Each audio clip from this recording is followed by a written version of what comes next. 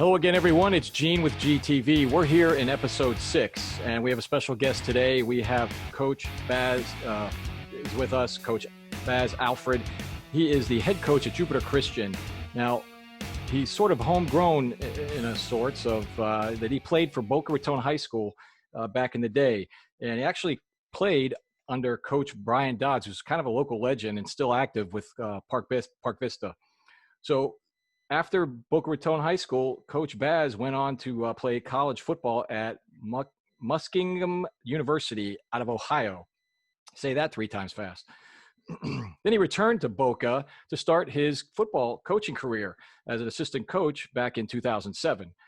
And after that, he's managed to participate as a coach in a few other high schools like St. John Paul from 2008, 2010, then at Forest Hill from 2010 to 2014, Zion Lutheran from 14 to 15, and then he took over as head coach at Olympic Heights from 2015 to 2019. He had things going in the right direction over there with the Lions, with Olympic Heights, and then last year entered his first season at Jupiter Christian as the head coach, and is the current head coach, and probably looking forward to the fall like everybody else is. He's actually 2-0 as an all-star coach with the Palm Beach County All-Star game, which is pretty impressive. I don't know how many coaches could actually say that. So all of that together is a span of a 13-year coaching career. So we'd like to welcome Coach Baz with us. Welcome, Coach. Thanks for being here. Thank you for having me. All right, so let's get right into it. What was it like playing high school football for kind of like a local legend? He's a very well-respected coach in Brian Dodds, who's now at Park Vista. So talk a little bit about that as you enter your high school football career at Boca Raton and playing for Coach Dodds. You know, at the time, you didn't realize what type of guy Brian Dodds was, and you didn't realize the magnitude and the effect that he will have on your life and my life and in general. He was there when you needed him. He was there after hours. I remember a situation where I needed to get extra tutoring for SAT. And I remember Coach helping me out and pointing me in the right direction to get me that tutoring that I needed. And this is something that he did, and he didn't need to do. He just went out his way to make sure that I always had it. If I needed a ride from Delray to Boca Raton back in that time, he was able to come and pick me up for summer workouts and drop me off for after summer workouts and stuff like that to help me out. But again, at the time playing for Brian Dodds, it was an amazing high school experience. I think we only lost 4 or 5 regular season games in my 3 years playing varsity ball for him. And wow, just that's pretty impressive. Yeah. Yes, sir. And then the coaching staff itself, the people that was Matt Hanley, who was recently coaching at West Boca, not coaching any longer. Johnny Haynes. Johnny Haynes is the Delray legend who played at Boca Raton, also played at Michigan State. And he was on the staff as well as Coach Pacabla, who recently retired from coaching. It used to be his head assistant coach and offensive line coach for a number of years. And Coach P, Coach Pacabla, and Coach Dodds and Coach Johnny, those guys helped me mold and shape me to the man I am today, and I can't thank them enough. Wow. So it sounds like the relationship went way beyond football. There's a lot of behind-the-scenes stuff that went on to establish that relationship. Yeah. We always kept in touch throughout my college career and those college years. And if they had a game and I was in town, I made sure to stop by and see those guys, and they allowed me to go on the sideline and be a part of those Friday nights. And it just brought back memories of when I was playing for them back in Boca High. So it was always nice. We always stayed in touch, and I can call Coach Dawes now. He'll pick up, or Coach P, and those guys will have nothing but wisdom to share with me. So they've always been behind my side ever since I wouldn't say 16 years old. Wow.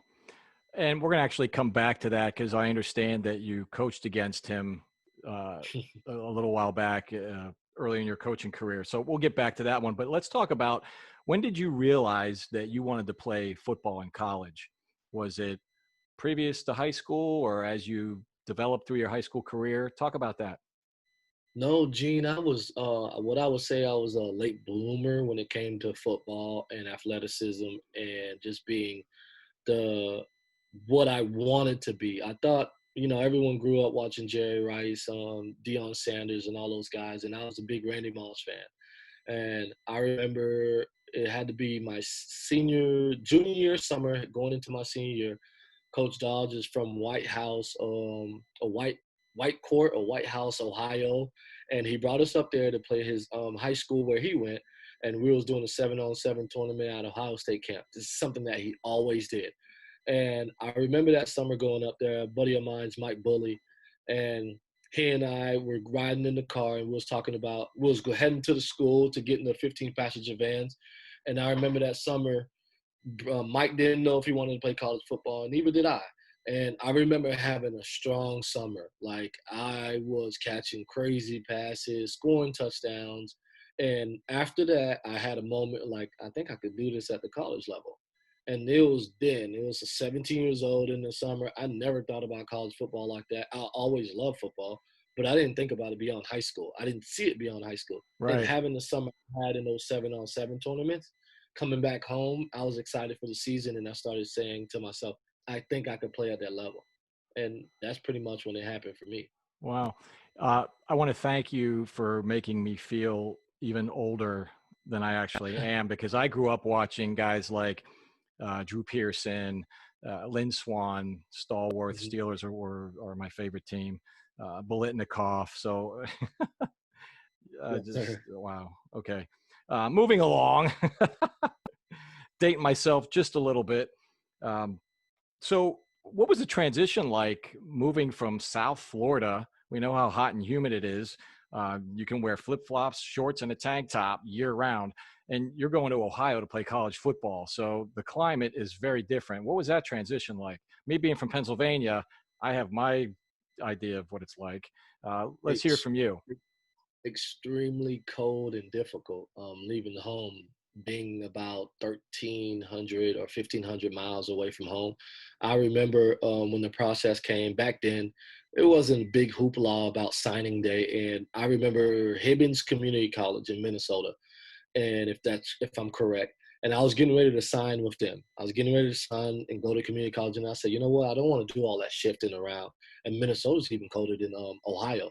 And Yeah. I remember my buddy again, Mike Bully, saying, "Hey, I'm going to Muskingum University, man, in Ohio. Want to get away from home and grow up. I just want to go up there, have a good college experience." And that's when we made the decision that we was going to go up there together. It was going to be roommates, and it worked out. It was extremely cold, and like you said, coming from South Florida, I didn't know what hand warmers were.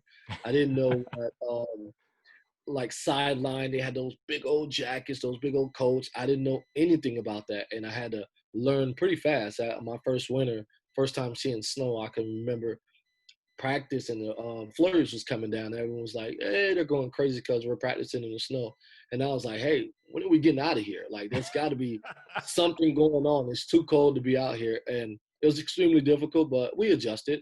And I love my all my years up there. I Right. constantly go up there at least once a year to see my college buddies and stuff like that and say, "Hey." Nice. So, you make your way through college. You have a very successful college career, and then you return to South Florida, where you basically kind of kick off your coaching career at your alma mater. So talk a little bit about that, coming back home. What was that like going back to Boca to start your coaching career? I was a student coach my last year there. I had a half of semester left in college, and I started making contact with Eddie Geisborough, Brian Dodds, those guys. And Coach Toe was the head coach at Boca Raton at the time. And I said, "Hey, I just want to come on and I'll volunteer. I just want to put my foot in the door. This is what I want to do." I had my degree in physical education. So I know I wanted to be a PE teacher and a football coach. I knew it. That's all I saw from Coach P. And Yeah. I just wanted to be just like Coach P, man. I was like, hey, Coach P got it made. He's a PE teacher and he's a football coach and he's Got having the a best great gig in time. the world. Yeah, he's in gym shorts. He's in gym shorts all day. He's just walking Yeah. around with he's having a great time.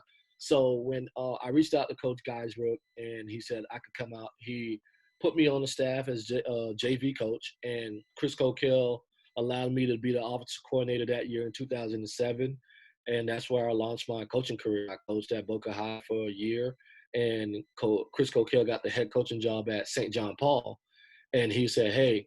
You could be my offensive coordinator at a varsity level. What do you think?" And I was like, "All right, cool." And I just Why went and not? went with him. There we go, 13 years later. So it was a great experience at Boca High. It was extremely fun being back and being where home was. But it was real quick. It was a year. It was a JV season. We were pretty good. There's a lot of kids on the team. Well, two guys that made it in the NFL, and I'm extremely proud about that. And that's years ago, but that was just one of those things that I'm excited about. Right. So was your first head coaching role at Olympic Heights? Was that when you first stepped in as a head coach? Yeah. Yes, sir. I was promoted in the spring of 2015. Coach Coquel stepped down. He recently he purchased a home, or he moved to Port St. Lucie, and the commute was too long. And then he just had the birth of his son, so it was just a lot going on. So felt like it was time for him to step away and get into the broadcasting and radio more. And that's what he did for a couple of years. And they just promoted me as the head coach for 2 years there. So you had things going in the right direction there. You continued that pattern, and the Lions were, a formidable opponent in the county. So, what are some of the things that you miss most about that program? Well, I'll tell you right now, being at Jupiter Christian, the numbers are different. We had, when we first got to Olympic Heights, there was about 37 kids in the program. By the time I walked away from the program in 2019, we were talking about 150 kids in the program. So the numbers is one of the things you'll always miss, to be able to look around. And if this guy's not doing what he's supposed to be doing, he's not executing his job on the field, you have another guy to put in, or maybe two or three other guys behind him. Right now at Jupiter Christian, I may have one guy, and he might be a half a guy. He might be able to do one thing decent, and then the other thing might be a little awful.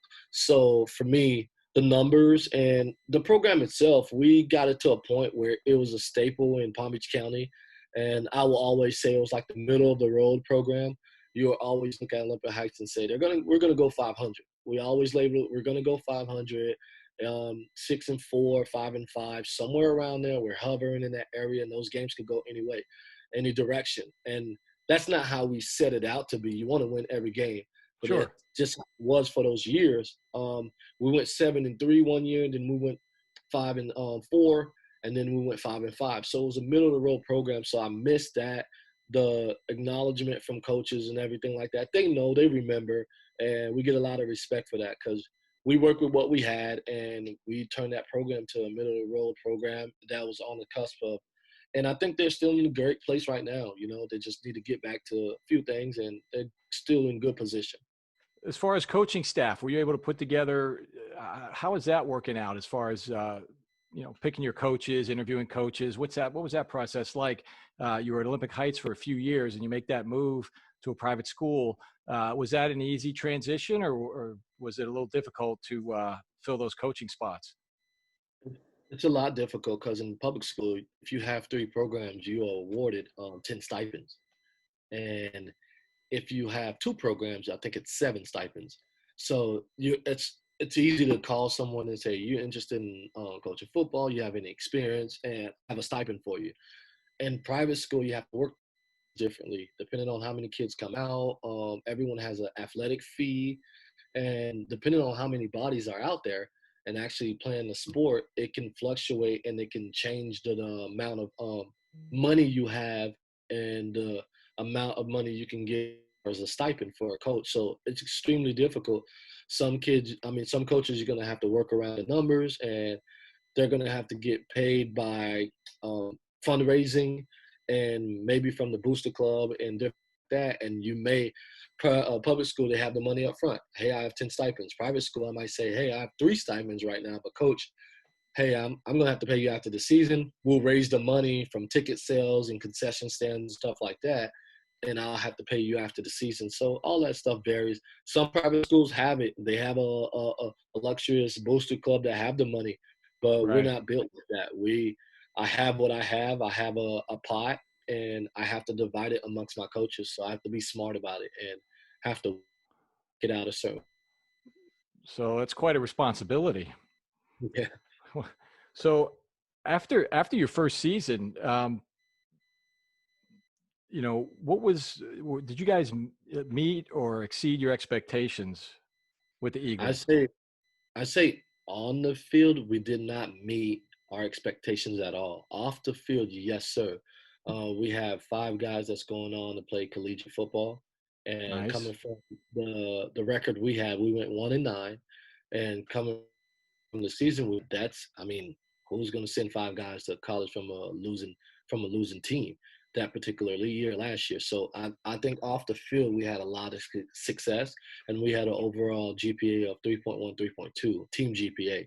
So I Right. was extremely excited about that. On the field, we went 1-9. We had strong numbers. Just have guys that's new to the sport of football, a first time trying it out, and they'll get better as years go on. I mean, as the season goes on, and now that we're into summer workouts right now, I mean, I have 18, 19 guys in the weight room, and I can't be more excited because these are the guys that came out for the first time last year that couldn't put on their girdle, that was struggling to put on their helmets and buckling up their chin strap. So now seeing these guys and seeing what they've done with their bodies and that 2 month we was away from spring football and seeing what they look like now, I'm excited. I'm excited for the direction that we're going and what we're going to accomplish this year. Wow. You mentioned the weight room, and we've talked about this with some of the other coaches. How important do you feel it is to get in the weight room and throw around some iron to develop that, develop your body, get some muscle mass so you can compete with, those faster, stronger, big guys? I mean, how important is that? I mean, obviously, there's a lot of things that are important when you step on the field, right, to be able to perform. But how Yes, important sir. is it to you and your program as far as the weight room? I think it's extremely important and number one priority. You can ask Coach Dodds, and I was one of those guys that would walk into the weight room, sign my name, and run outside because they were throwing the football. I wanted to catch as many passes as I could, and I didn't pick up any weights, and it kind of bit me in the behind my freshman sophomore year in college because I had to learn all of that stuff that they was teaching before, that Coach P was teaching before. I could have learned it in high school, and I had to like retool and refresh my memory and all that stuff, and it worked out. But for these guys right now, I think it's extremely important, especially with safety, and you don't want anyone getting hurt. And being that the last 2 months, most of the kids are working out, but not working out. They're doing a lot of body stuff, body squats, lunges, and running and push-ups and things, and that's good. Some guys had access to weights, but getting back in it is extremely important. And I hope that Palm Beach County schools, with everything that's going on with COVID-19, will be able to get back in the weight room at some safety and protocol and some guidelines in place. Because getting back to the weight room right now and being 3 days in, I'm telling you, it's a world of difference. I can see it from the boys' faces and how excited they are about the season. Sure. It's not even the same as if you have a gym membership, as a high school kid. Um, Even when I went to high school, I went to a public school, but even private schools, I mean, you went to the school gym. That's where you worked out. That's where you lifted. That's where you tried to get done what you needed to get done. But outside of school, it's like kids either have to rely on, like you say, the body work, the core, developing the core, lunges and push-ups and stuff like that. Um, I want to be in the weight room at the school because that's where the school colors are. That's where all your Yeah. mottos are. That's where, you get that, you get that, there's that feeling like, all right, this is why we're here because, Yes, sir. the Eagles, the whole program, the colors, there's a whole thing behind that, not just like going to UFit or 24-hour fitness or whatever. It's just not the same. Would you Yes, sir. agree with that? I totally agree with you. When you go to those UFit and Planet Fitness and all of those different gyms and everything like that, there's a cycling class and yoga going on, a lot of distractions. You're not focused on what you need to get done. And being with your teammates and the coaches, it's a different feel. And Jubilee Christian, they have the two banners from the state titles in the weight room. So every time those guys walk in, they see it, man. Your lift level of excellence, and we're not walking in here, we're not going to be mediocre. Right away you see that on the wall. And then we have different colleges and stuff like that, all the state colleges banners on the wall. Right. And Well, there's a long it gets history there. exciting. Yes, sir, there's a ton of history there at Jupiter Christian. That's one of those things that I love being there. So it's a different, the music blaring and you see the black and red, the school colors, exactly everything that you're saying, and just being around your teammates is a different feel to it. Yeah. And that locker room is intense. From being in that locker room last year, I was like, wow, look at the colors and just the floor and the way everything is set up and the design and it's really, really amazing. Oh, So we've made some upgrades, so wait till oh, you see really? it now. Oh, wow. I Yeah. can't wait. I can't wait to see that. Yes, sir. So, what challenges are you faced with, and how creative do you have to be to manage your players through this COVID-19 pandemic thing that's going on? Because I still look and I'm looking in the paper daily and checking on the FHSAA on what have they got going, where are we headed, when are they starting, what's the season going to look like? I can't imagine. We're going to let them play, but we can't have people in the stands. That would be catastrophic. But who knows? So what are you faced with as we move through the summer? We've had several calls as an athletic department with all of the coaches and our athletic director about what guidelines and protocols we setting in place for as far as safety. So when the football season does start, we will keep all of guests. If say your son is playing, so mom and dad will be able to attend the games. Grandma and grandpa cannot, and that's what we're doing. Oh, We're doing like a 2-family or 2-person limit per family, and then we also purchased like a $10,000 camera that sits above the school. It will be able to sits in our athletic field area. We can live stream all of our basketball games, soccer games, all of our home games in the gymnasium and outside on our athletic field. We can live stream it, so that way if someone's not there or can't attend, they can click the link. It'll be on our athletic website and they can watch the game from there. So we're doing a lot of different things and we're trying to get ahead of it. So when it does happen and when the news comes out, we're prepared. Because I think we will have football. I think football is going to be extremely different than what it was years past, and I think it will forever be different now with yeah, everything that's going on. And I right. think we will have football. It's going to be different, and it's going to be a lot of adjustments that's being made. We've done a lot of adjustments in our weight room, and we have a lot of protocols in place right now. And I was telling the AD today, this is a lot, but we have to do it. We have to do it. And we have to protect ourselves, our family, and also the boys and the girls that come out and work out. Yeah. So how important as you manage all these things, because a lot of what you're mentioning it's beyond X's and O's. It's a lot of behind the scenes stuff that a lot of people don't get to see. And that's not easily done. So how important is it while you're doing that in the background to keep the players engaged and how to keep them focused through this? I tell you what, man, the last 3 days, my guys are locked in, and I don't know if it's because they've been in the house for 2.5 months, and they just needed that, and they just needed that outlet, or if they're excited being around me and the coaches and their different teammates and everything. I don't know what it is, but they've been extremely focused, extremely excited.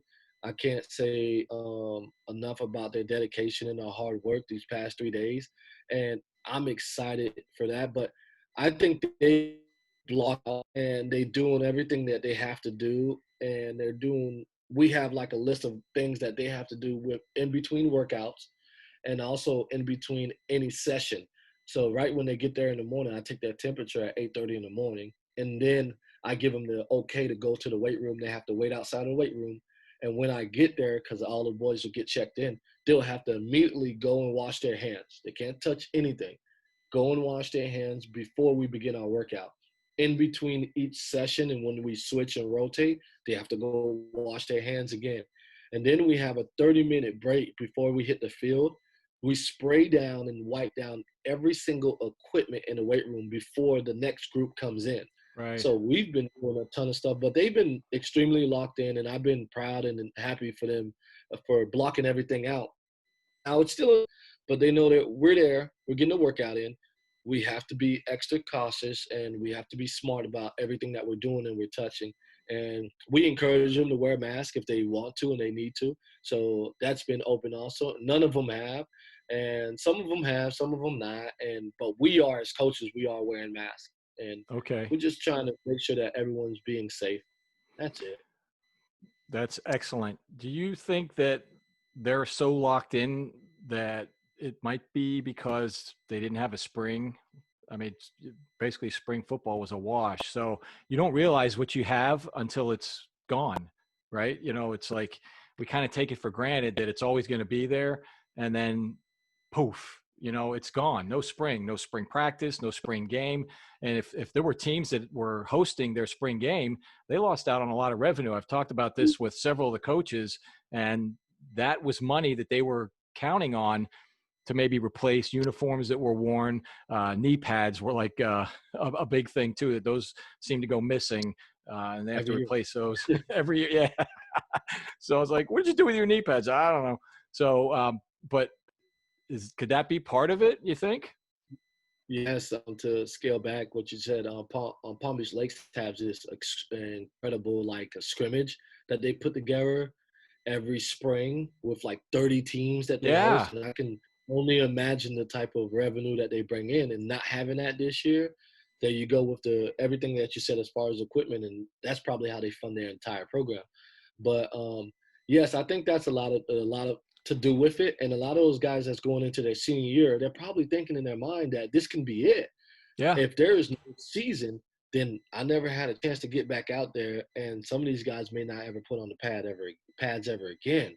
So I think they're locked in and focused that they're trying to block it out where they're not thinking negative and they're like, hey, coach, we're going to have a season, right? We're going to have a season. Now, I haven't heard that from any of the guys, and they're because I'm just staying positive about the entire situation. And I tell them, we're going to have a season, just going to be different, guys. Going to be different in a lot of Right. ways. So for us, I think that's what's going on. And I think that's what's going to go on with a lot of the public schools when they finally open up and get in the weight room. I think the numbers are going to be amazing for everyone. And it's going to be a real good football year for everyone across the nation. But especially Palm Beach County.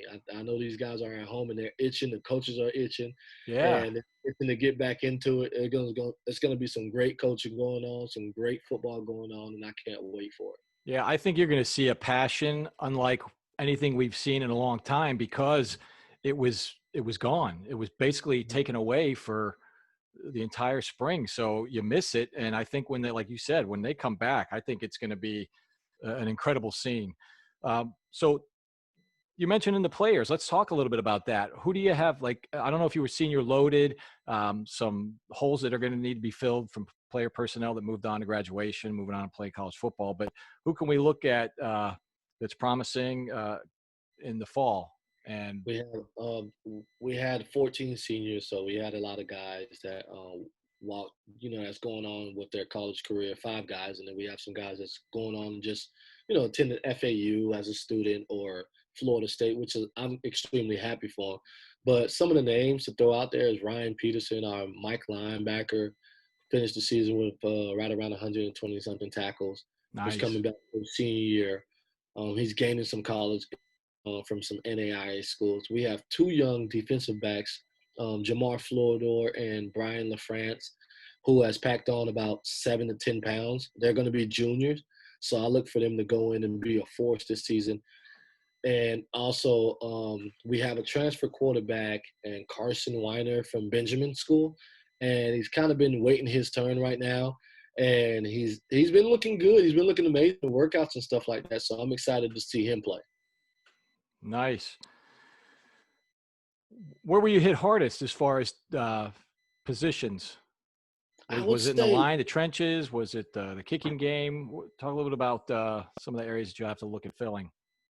Justin Spears is always going to be a tough one to replace. And that's our kicker punter last Right. year, and everyone kind of goes on, and they're like, "Oh yeah," but he's a kid that has a strong leg that's going on to play at Tusculum University. But we lost a lot of key receivers. There's Nick Scalera who's going on, Cole Dyer who's going on to play college football. Those are 2 of my receivers those are a bulk of our catches last year. But we got some guys that's going to pick up where they left off, and they're going to be able to do the same type of and probably even more because they're going to be ahead of the game as far as the plays. They know the plays, and Cole and Nick had to learn the offense literally in 3 months and then get ready for the season. These guys have a whole year underneath their belt, so they're playing a lot faster right now, and I'm just excited for it. I think the line is going to be a position where we're going to improve on tremendously. I hired offensive line coach Brian Hamilton that's been around in the county for right around 27, 28 years, and he's bringing a ton of experience, and he's been working with the offensive line, and everyone's an offensive line in his eyes. He's in the weight room, and hey, coach, that guy's the offensive line. I'm like, coach, he's 140 pounds. Coach, he's an offensive lineman. So, it's just one of those things. I think offensive line is going to be great. We lost 2 key guys, but I think we're going to be able to replace them and be able to improve in that area because the guys that stepping in for him is very, very young. And we're going to have those guys for the next 2 or 3 years. Okay. Very good. So what can we expect to see in the fall? Are you going to keep things pretty consistent to last season, or are we tweaking the offense a little bit without giving away too many secrets, of course, because some of the opposing teams might be watching. So, but what can we expect to see? Coach, I'm a spread guy. They know I'm a spread guy. I love to throw the ball. We have a new offensive line coach, so we're going to be doing some things up front and improving our run game. That's an area was number one top priority over the summer. Over the offseason, I needed to hire offensive line coach, and I did. And I needed to improve the run game and also our offensive line. And I think we're doing that right now. We're going in the right direction. They're working their tails off in the weight room. And I'm a spread guy. Defensively, we're going to be the same way we were before. We're going to play sound defensive football. Offensively, we're going to try to score points. So I'm a guy that works, no trash talk. We're going to 1 week at a time, and we're going to work, and we just expect the wins to come, and we're just going to go from there. All right. Sounds good, man. I'm looking forward to the fall, looking forward to seeing you enter your second season and chip away at the season and get some of that success. So I wish you good luck. Thank you for having you. It's been an honor. Looking forward to, I'll be doing it from a distance. Of course, I'm moving in a couple of weeks, but I'll be keeping an eye out of Palm Beach County. My heart's here in Palm Beach County. So I'll be keeping tabs for sure. Well, I can't thank you. I can't thank you enough for having me on. I appreciate it. Anytime to get around your presence and be able to talk about the program and talk football. You've been a staple in the county for a number of years now, and I always was honored by your work and everything that you have done for each of the Palm Beach County programs over the last several years. So can't thank you enough for just having me on and letting me be a part of this to talk about Jupiter Christian football and Palm Beach County and also about myself. So thank you. Yeah, I appreciate it. That means a lot to hear. And it's been a pleasure. I got to tell you, it's like everybody knows me from taking pictures, the photo guy. But, there's a 10-year freelance journalism career in the midst there, too. So that's how this whole thing kind of evolved. So I'm trying to work on multi-content. So